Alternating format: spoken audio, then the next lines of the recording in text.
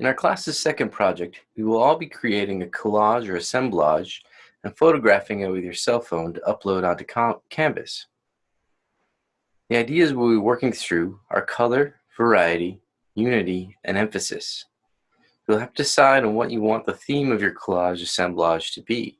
Again, my suggestion is something related to the other subjects you are studying at JMU.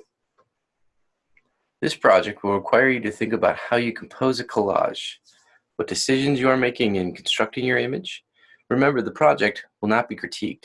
The goal is to have you experiment with creating a collage piece and being mindful of your decisions as you are making your artwork.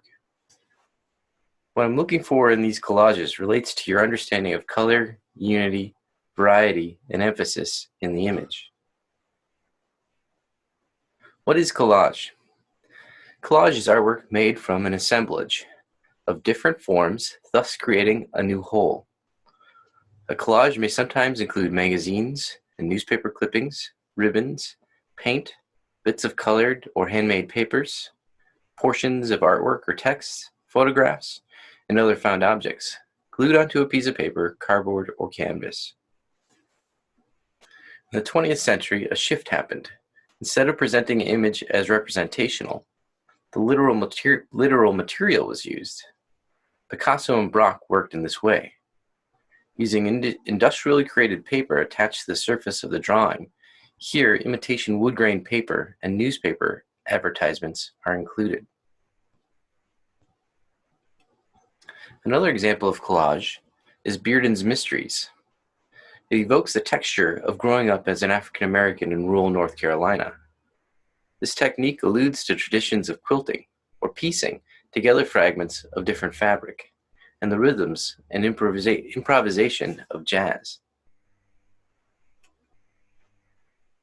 In the small, remote, historically black community of Gee's Bend, Alabama, 4 generations of African American women produced patchwork quilts that elevated these practical forms into masterful works of intentional art. Born of resourcefulness and made with fabric scraps salvaged from worn-out clothes, these handmade quilts evolved into marvels of textile design.